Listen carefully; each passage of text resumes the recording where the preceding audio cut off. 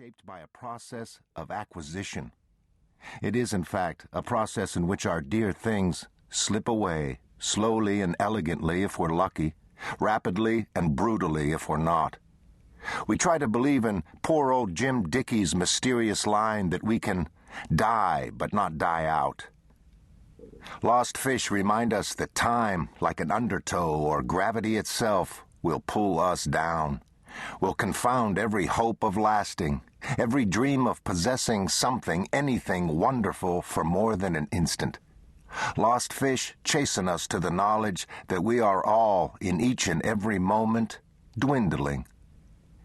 Imagine my surprise when I discovered well into my 6th decade that losing fish can prepare us for a blessing as well as for pain.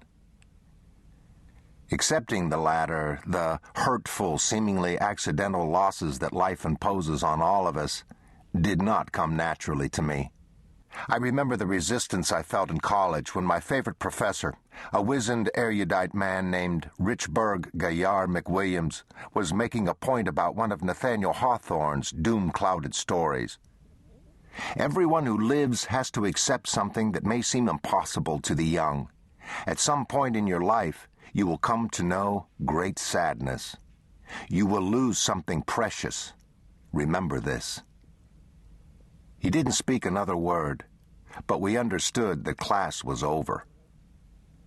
The professor's son, Tenant McWilliams, was my closest friend, and I knew from him the piercing experience that lay behind the old man's words. When it came to sorrow, life had given him no grace period. Mr. McWilliams was 3 when his mother, pregnant with what would have been her second child, died in a fall down the hard, steep stairs of an antebellum house in the Alabama Black Belt.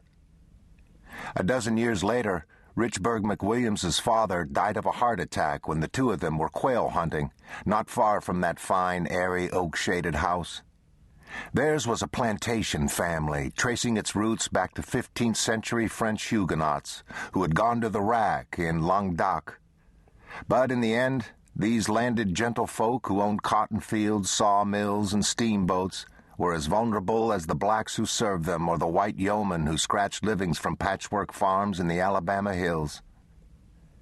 Richburg McWilliams, indeed, was no luckier in respect to the wounds of mortality than my own father, who was haunted all his life by the early death of a parent on one of those hill country farms at about the same time. I speak of these things in the context of lost fish, because in fly fishing, as in life, it's always possible to make things worse, through clumsiness perhaps, or hubris. Say, for example, you tighten the drag on a fish that has just seen the net, or perhaps the fish was well hooked and you say to yourself in the tiniest mental whisper, "Oh yes, this wonderful creature is truly mine," when it hasn't yet been taken from the spacious, amniotic embrace of its watery home. If you conflate this kind of carelessness with unrepeatability, with knowing that you've blundered away a pleasing coincidence that will not come again, then, my friends, you have a departed fish that will never desert you. Certain of my lost fish, a largemouth bass in Alabama, a brown trout on the Missouri River, a permit in Belize, have been with me so long as to become icons of instruction about the importance of avoiding avoidable mistakes.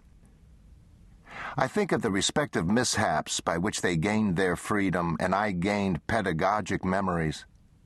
With the bass, an over-tight drag. With the trout, a strike too hard by half. With the permit, a hook set slow as the thunder that follows lightning down a mountain.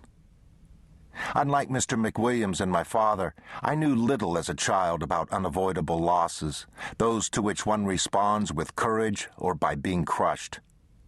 I had few occasions until comparatively late in life to consider the hierarchy of losses, to learn about assessing them in the way of Tennyson, who said that while much may vanish from our lives at any given moment, much abides. Comrades, those words seem less facile to me now than when I first read them, for reasons I hope to illustrate. For the nonce, however, let us return to the subject of lost fish, if for no other reason than to prove how capacious a sentence was left to us by Lord Grey. For example, when I think of lost fish, I often turn in memory to the falsetto hotel keeper in Bellagio. The town is on Lake Como near the Swiss Alps. This is Mussolini country. Nearby, irritated Italians put an entire platoon's supply of bullets into Benito and his foolish mistress, Clara Petacci, and then hung them upside down like marlin or tuna. Unlike fish, they were dangled in a spirit of ridicule rather than admiration. Anyway, that was the neighborhood, and the hotel keeper of whom I speak had a voice like a set of church bells. I knew, of course, that the age of the castrati was 300 years past, but his voice had that kind of purity, a boy's voice pushed into an artificial tingling range beyond soprano. The man with the wonderful voice and his mother owned a small hotel of austere, clean rooms. I spent a night or two there before moving into the nearby Villa Serbaloni, a writer's colony where I was to stay for the month of September 1991. The two of them, mother and son, radiated a kind of contentment you used to see among Southern families, in which one or more unmarried sons or daughters remained at home and grew old with the parents. Down in small-town Alabama, these were often the most cultivated families.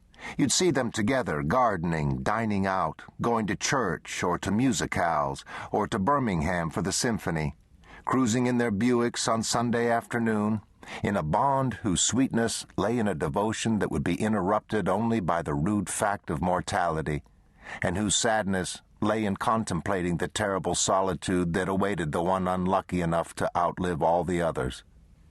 Sometimes, of course, you wondered about the shadow side of such contrived domestic contentment, the parental selfishness, or childish insecurity, or lamentable romantic wound that demanded such a fortress existence. The hotel, in any event, was a sociable place built around these two lovely innocents, the devout and scurrying and clearly doting mother and the trilling and unfailingly solicitous son. Perhaps because I was undergoing the predictable upsurgings of veneration and spirituality that casual Protestants often experience in deeply Catholic countries, I thought they seemed holy. Indeed, the severity of the hotel made you feel a little virtuous for staying there. It was built around a vine-shaded garden, and every morning I'd awaken to the sonance of this gentle fellow fluting to the guests. He spoke in Italian or English, as if all he desired in life was their comfort. Was the room all right? Was there a need for more coffee or butter, or for directions to the place for catching the tour boats? The man was an extremely polite musical alarm clock, rousing me gently, and when I went down for breakfast under the Gray Barber, where I took my latte in an encompassing, almost aqueous green light in the incomparable Italian morning, and asked if there was a fishing tackle store in the town, he sang me to the right place. I found it the first day, and many a mild afternoon after finishing my writing, I made my way down there to eye the owner's comely daughter and to try to wheedle local knowledge from her old man.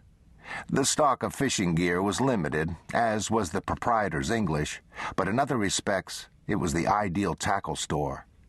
The place was a combination working man's bar, coffee shop, and newsstand. It had beer, cappuccino, and almost new British newspapers.